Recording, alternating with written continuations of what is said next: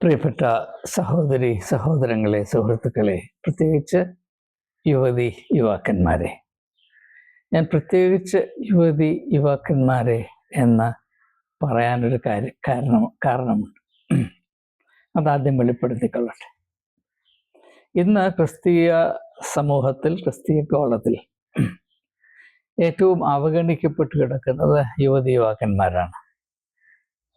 കാരണം മറ്റൊന്നുമല്ല, ആധുനിക യുഗത്തിൽ വസിക്കുന്ന യുവതി യുവാക്കന്മാരോട് ആധ്യാത്മികമായി എപ്രകാരമാണ് ശുശ്രൂഷ ചെയ്യേണ്ടത് എന്നതിനെപ്പറ്റി പുരോഹിതന്മാർക്ക് യാതൊരു പരിശീലനവും ഗ്രാഹ്യവുമില്ല എന്നതുകൊണ്ട് യുവതി യുവാക്കന്മാരെ പറ്റി പൊതുവായി ഒരു മോശമായ ധാരണയാണ്.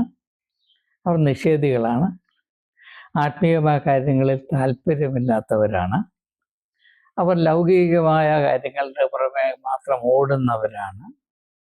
അതുകൊണ്ട് അവരുടെ പുറകെ പോയിട്ട് അല്ലെങ്കിൽ അവരെ ശ്രദ്ധിച്ചിട്ട് വല്ല കാര്യമൊന്നുമില്ല എന്ന ഒരു മുൻഗണന, ഒരു പ്രിജുഡിസ് നമ്മുടെ ഇടയിൽ വളരെ ശക്തിയായി പ്രവർത്തിക്കുന്നുണ്ട്.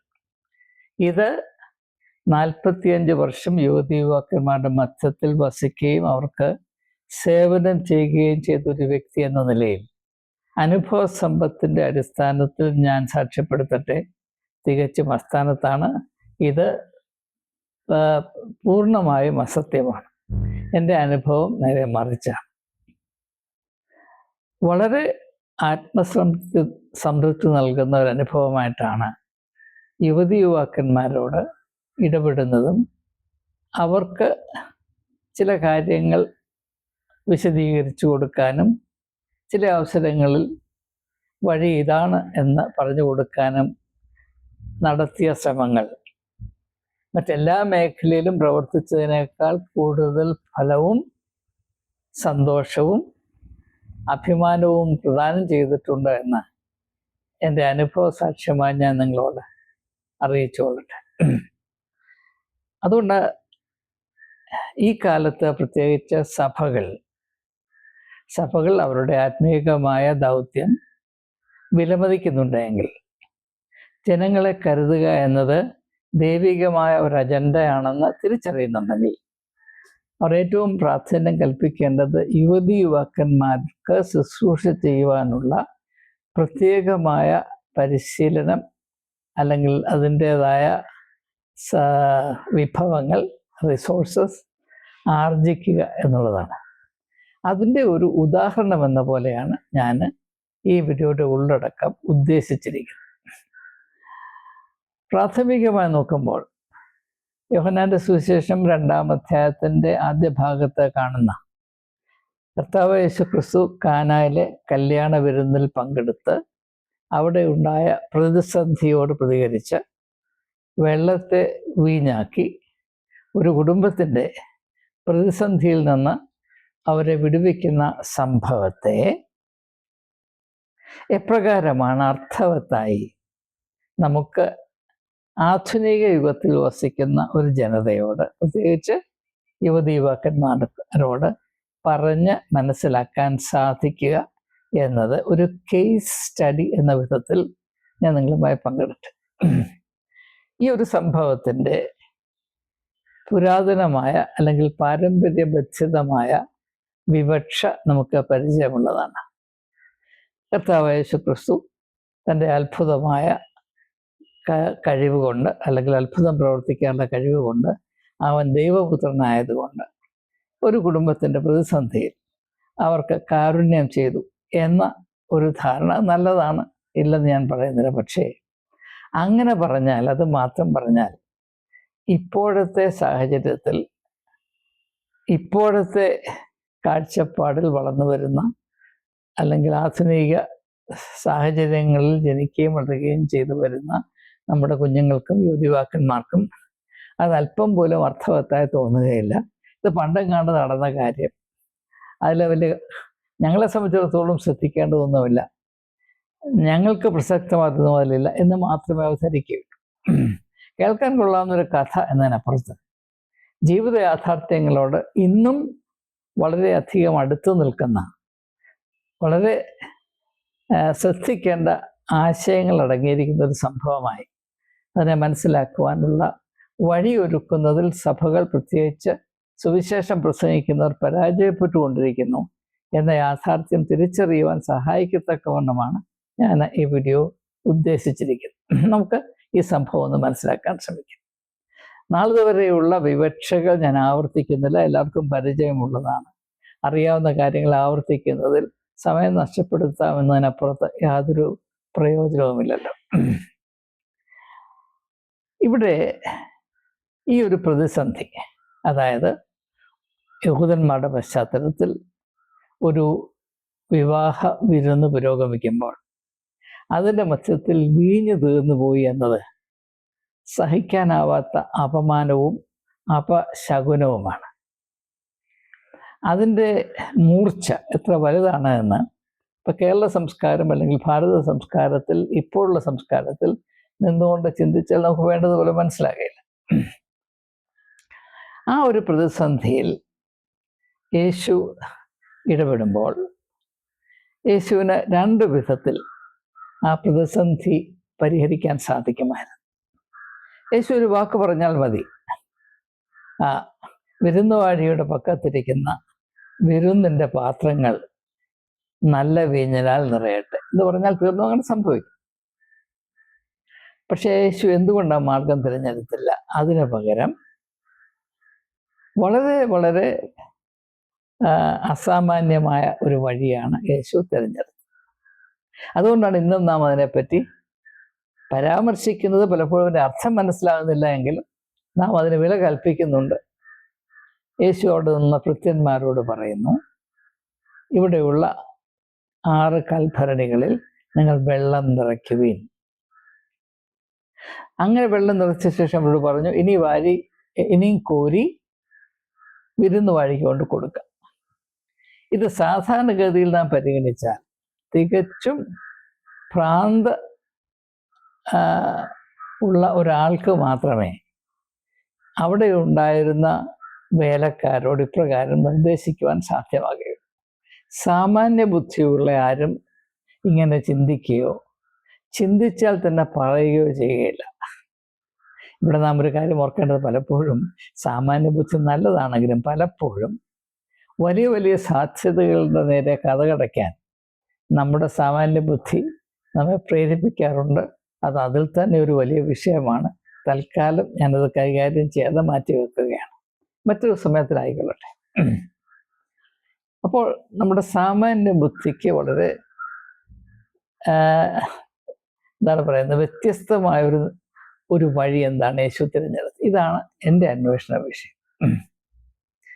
ഇവിടെ വെള്ളം വീഞ്ഞായി തീരുന്നു എന്ന് പറഞ്ഞാൽ വെള്ളത്തിൻ്റെ ഗുണവും മേന്മയും സ്വഭാവവും വിലയും വർദ്ധിക്കും. ഇതാണ് പ്രത്യേകം ശ്രദ്ധിക്കേണ്ടത്. ഇതിൻ്റെ പൊരുൾ അറിയണമെങ്കിൽ വെള്ളത്തിന് 2 സാധ്യതകളുണ്ട്. ആ വെള്ളം അതേ കൽഭരണികളിൽ അല്ലെങ്കിൽ കൽപാത്രങ്ങളിൽ ഏതാനും ദിവസം വെച്ചിരുന്നാൽ അതിൻ്റെ ഗുണം കുറഞ്ഞു വന്ന് അതിൻ്റെ മേന്മ തികച്ചും ഇല്ലാതാകുകയും അത് മനുഷ്യർക്ക് ഉപയോഗിക്കാൻ യോഗ്യമല്ലാത്തതായി തീർന്ന് അതിനെ വെളിയിൽ എറിഞ്ഞു കളയുകയും ചെയ്യാൻ മാത്രം അതിൻ്റെ അവസ്ഥ ആയിത്തീരും.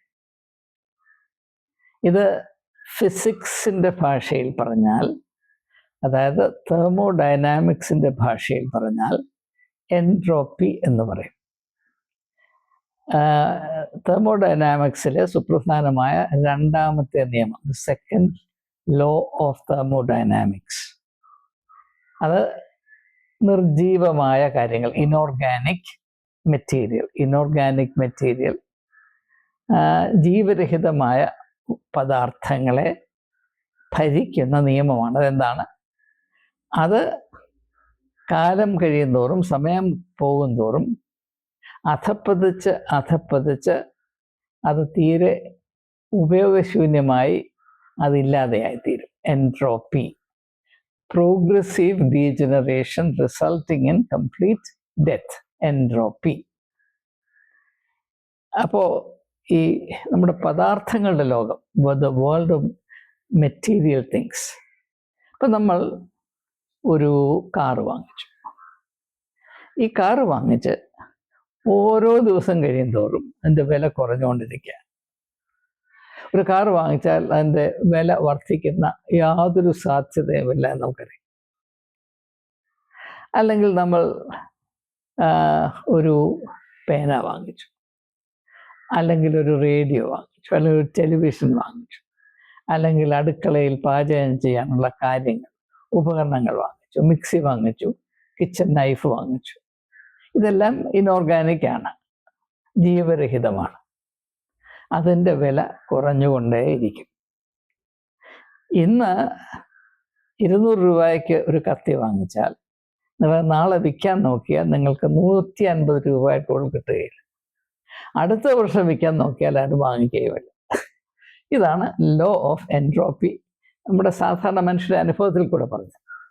എന്നാൽ നാം പ്രകൃതി നോക്കുമ്പോൾ അങ്ങനെയല്ല. നാം പ്രകൃതിയിൽ ഒരു ചെടി നട്ടാൽ അതിൻ്റെ വില വർദ്ധിച്ചുകൊണ്ടിരിക്കും. ഒരു മാവിൻ്റെ തൈ നട്ടാൽ 10 വർഷം കഴിയുമ്പോൾ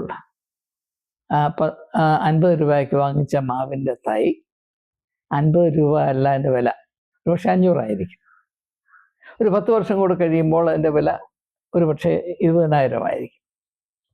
അങ്ങനെ അത് സെക്കൻഡ് ലോ ഓഫ് തെർമോഡൈനാമിക്സിൻ്റെ നേരെ മറിച്ചാണ്. കാരണം അതിൽ ജീവൻ്റെ പ്രമാണമാണ്. അടുക്കളയിലെ കറിക്കത്തിയിലും നിങ്ങൾ വില കൊടുത്ത് വാങ്ങിക്കുന്ന കാറിലും നിങ്ങളുടെ വീട്ടിലിരിക്കുന്ന ടെലിവിഷനിലും ജീവൻ്റെ പ്രമാണമില്ല. അതുകൊണ്ടാണ് തന്നെ ഇനോർഗാനിക് മാറ്റർ എന്ന് പറയുന്നത്. എന്നാൽ അതിൻ്റെ സൂക്ഷ്മാണുതലത്തിൽ ഇലക്ട്രോൺ, ന്യൂട്രോൺ ആ തലത്തിൽ അതിന് ജീവനുണ്ട്, അത് ചലിച്ചുകൊണ്ടിരിക്കുന്നു, അത് മറ്റൊരു പ്രശ്നമാണ്. പക്ഷെ അതിൽ തന്നെ നമ്മെ സംബന്ധിച്ചിടത്തോളം നമ്മുടെ അനുഭവത്തിൽ അത് നിർജീവമാണ്, ഇനോർഗാനിക്കാണ്. എന്നാൽ പ്രകൃതി മുഴുവനും ഓർഗാനിക്കാണ്. എവിടെയൊക്കെ ജീവനുണ്ടോ അത് മുഴുവനും ജൈവമാണ്, ഓർഗാനിക്കാണ്. അവിടെ ഈ second law of thermodynamics, entropy applicable അല്ല, പ്രസക്തമല്ല.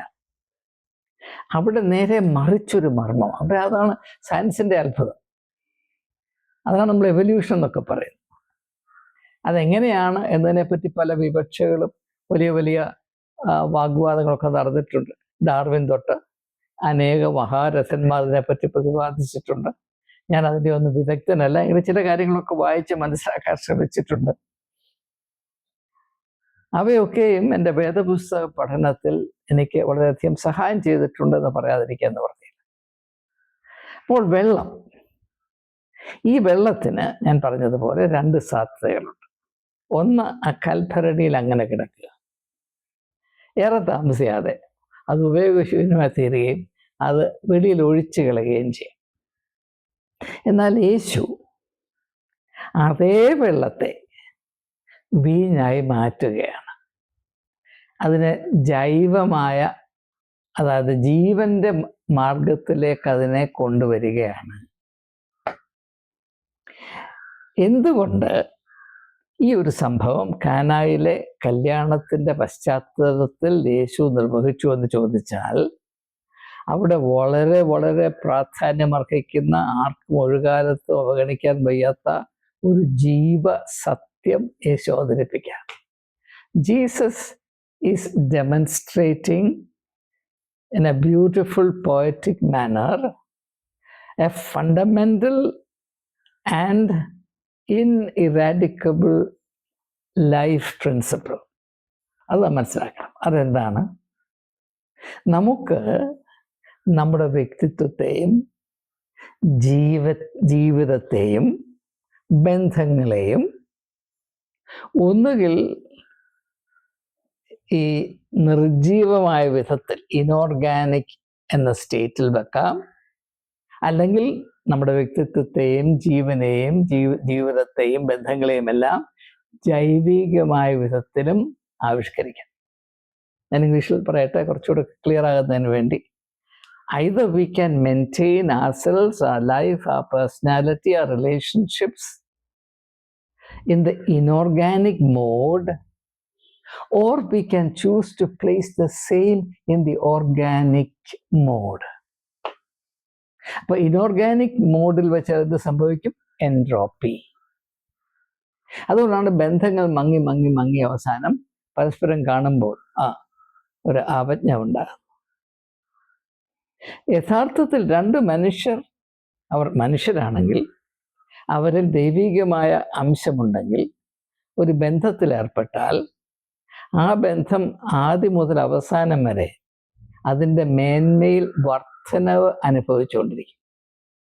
എന്നാൽ അതേ ബന്ധം ഞാൻ പറഞ്ഞതുപോലെ ജൈവികമല്ലാത്ത ഇനോർഗാനിക് മോഡിൽ കൊണ്ടുവച്ചാൽ ഓരോ ദിവസം കഴിയുന്തോറും കൂടുതൽ കൂടുതൽ വിലയില്ലാത്തതും വില കുറയുന്നതോടുകൂടെ കൂടുതൽ അസഹനീയമായും അരോചകമായും അനുഭവപ്പെടും.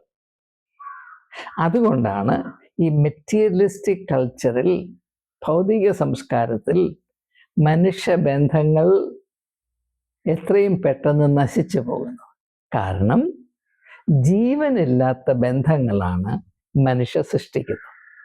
ഇനി ജീവൻ എന്ന ആശയത്തെ ഞാൻ മനസ്സിലാക്കുന്നത് ദൈവികമായിട്ടാണ്. Life principle is divine. ഇത് എൻ്റെ ഏറ്റവും അടിസ്ഥാനപരമായ ഒരു വിശ്വാസ പ്രമാണമാണ്. ജീവൻ്റെ മർമ്മം ഭൗതികമല്ല. അത് ഈ ഭൂമിയുടെ ധാതു പദാർത്ഥങ്ങളുടെ എല്ലാം ആകത്തുക വെച്ചാലും അതിൻ്റെ അടുത്തെങ്ങും വരികയില്ല. അതുമായിട്ട് യാതൊരു ബന്ധവുമില്ല. അത് ദൈവികം തന്നെയാണ്, യാതൊരു സംശയമില്ല. വേദപുസ്തകത്തിൽ, ഉൽപ്പത്തി പുസ്തകത്തിൽ 2-ാം അധ്യായത്തിൽ പറയുന്ന കാര്യം വളരെ ശ്രദ്ധേയമാണ്. ദൈവമാതാവിനെ ഭൂമിയുടെ മണ്ണിൽ നിന്നുണ്ടാക്കി, പക്ഷേ അവന് ആകൃതി ഉണ്ടായിരുന്നുവെങ്കിലും ജീവനില്ലായിരുന്നു. അവന് ജീവൻ ഉണ്ടാകേണ്ടതിന് ദൈവം അവൻ്റെ മൂക്കിൽ തൻ്റെ ശ്വാസം ഊതി. അതുകൊണ്ട് ഞാൻ തികച്ചും ആത്മാർത്ഥമായി പറയുകയാണ്, മനുഷ്യൻ്റെ ജീവൻ എന്ന് പറയുന്ന മർമ്മം ദൈവികമാണ്, സംശയിക്കേണ്ട ദൈവികമാണ്. അതേ സത്യത്തെ ഉൾക്കൊണ്ടുകൊണ്ടാണ്, ആവർത്തിച്ചുകൊണ്ടാണ്, അടിവരയിട്ടുകൊണ്ടാണ് യേശു പറയുന്നത്. മത്തായിയുടെ സുവിശേഷം 5-ാം അധ്യായത്തിന്റെ 14-ാം വാക്യം മുതൽ, നിങ്ങളുടെ ഉള്ളിൽ വെളിച്ചമുണ്ട്. ആ വെളിച്ചം ദൈവികമാണ്. ആ വെളിച്ചം ധാതു പദാർത്ഥങ്ങളിൽ നിന്ന് ഉത്ഭവിക്കുന്നതല്ല, അതിൻ്റെ ഉറവിടം ദൈവം തന്നെയാണ്. ആ വെളിച്ചം നിങ്ങൾ പ്രകടിപ്പിച്ചാൽ നിങ്ങൾ ദൈവത്തെ മഹത്വപ്പെടുത്തും എന്നാണ് വളരെ ലളിതമായി യേശുവോട് അവതരിപ്പിക്കുന്നത്. അതിനപ്പുറത്തൊരു സത്യം എനിക്ക് അറിഞ്ഞുകൂടാ.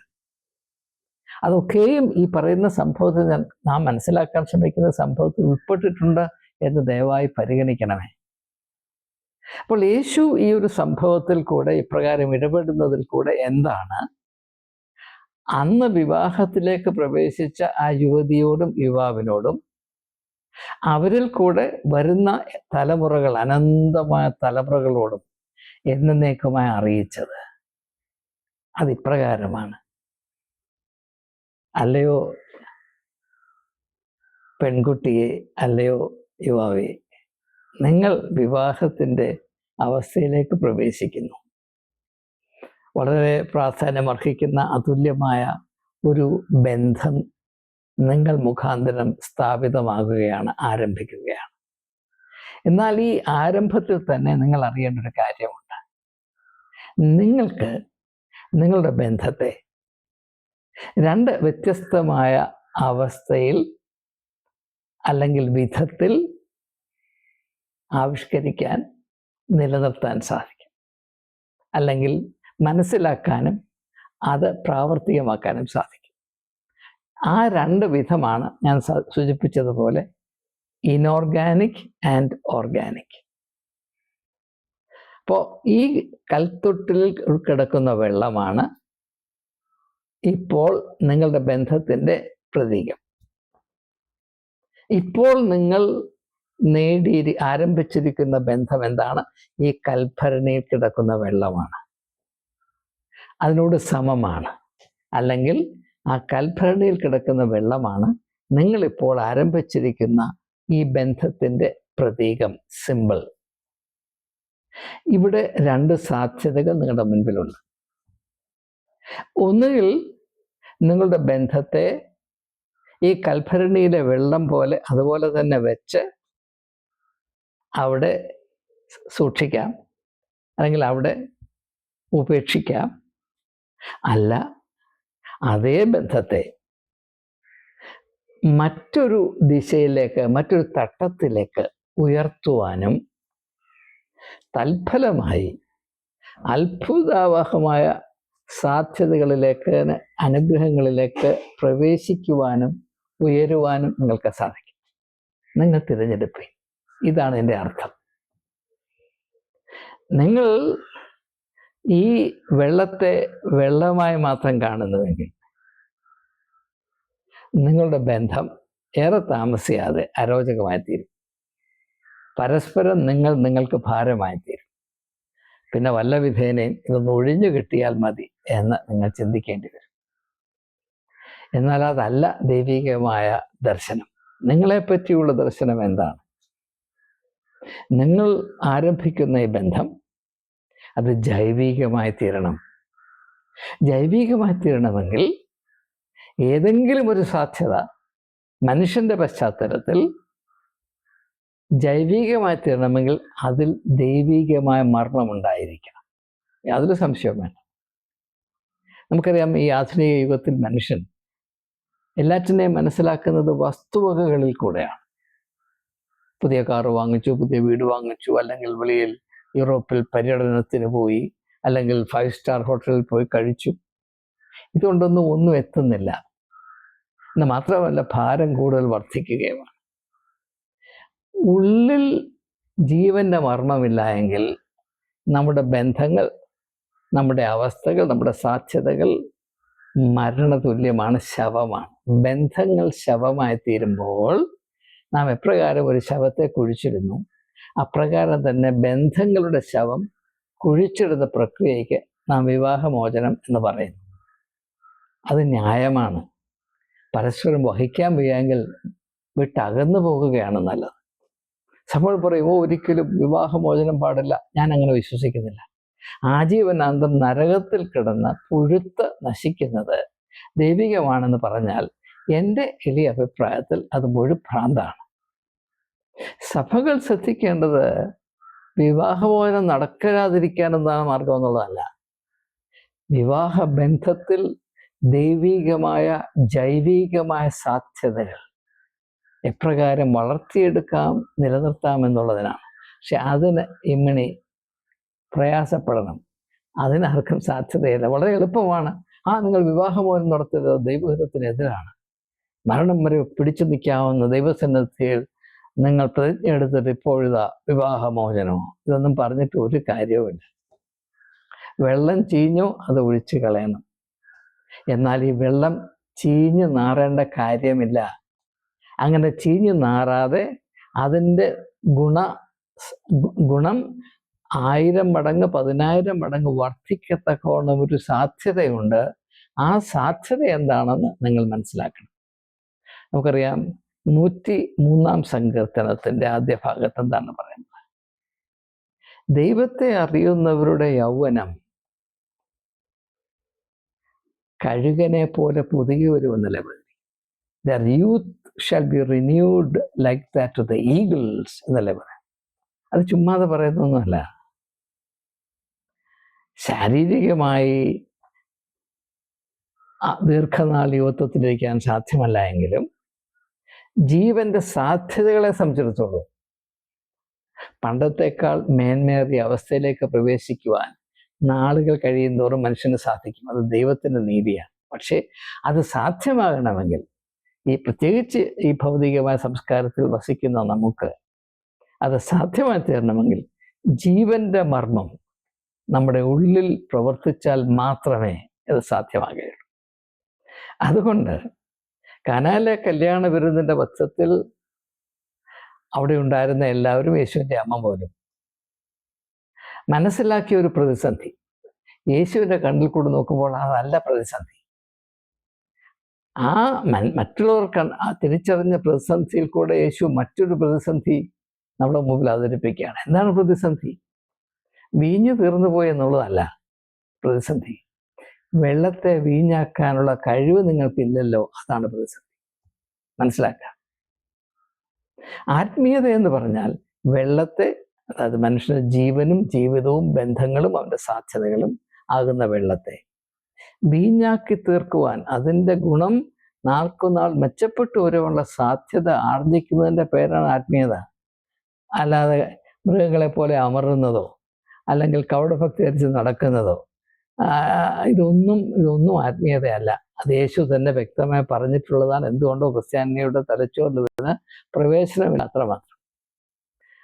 വളരെ ശ്രദ്ധേയമായ അത്ഭുതകരമായ ആശയ സാന്ദ്രതയുള്ള സംഭവമാണ് രണ്ടാം അധ്യായത്തിൽ രേഖപ്പെടുത്തിയിരിക്കുന്ന കാലാല കല്യാണം വിരുദ്ധൻ യേശു വെള്ളത്തെ വീഞ്ഞാക്കുന്നു. പക്ഷെ അതിന്റെ അർത്ഥം വേണ്ടതുപോലെ ജനങ്ങൾക്ക് ഉപദേശിച്ചു കൊടുക്കാൻ സഭയ്ക്ക് കഴിയുന്നില്ലെങ്കിൽ, കൂട്ടാക്കുന്നില്ലെങ്കിൽ യുവക്കന്മാരെയൊന്നും കുറ്റം പറഞ്ഞിട്ട് കാര്യമില്ല. നമ്മുടെ പിടിപ്പുകേടാണ്, അല്ലെങ്കിൽ നമ്മുടെ ആത്മീയമായ അജ്ഞതയാണ് എന്ന് മാത്രം പറഞ്ഞാൽ മതി. ഇതിനെപ്പറ്റി കൂടുതലായി ഒന്നും തൽക്കാലം പറഞ്ഞില്ല. ഏവർക്കും നമസ്കാരം.